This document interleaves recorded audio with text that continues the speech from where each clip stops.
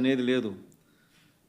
ఇష్టం వచ్చినట్టుగా దొంగ కేసులు పెట్టి రెడ్ బుక్ పరిపాలనతో దొంగ కేసులను ప్రోత్సహిస్తూ ఉన్నారు. గవర్నెన్స్ అనేది పూర్తిగా పోయింది. లా అండ్ ఆర్డర్ ఎక్కడా లేదు. డోర్ డెలివరీ అనేది గాలికి ఎగిరిపోయింది. ఇంతకుముందు పారదర్శకతంగా ఇచ్చే పరిస్థితి, ఈరోజు పారదర్శకత అనే పదం లేక ఈరోజు విజయవాడలో కనీసం ఫ్లడ్ ఎన్యూమరేషన్ చేయలేని పరిస్థితి.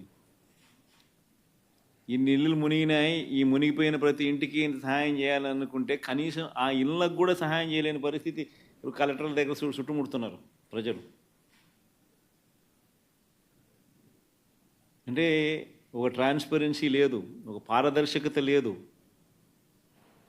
కొందరికే నచ్చినోనికే ఇవ్వాలనుకుంటే ఇస్తారు.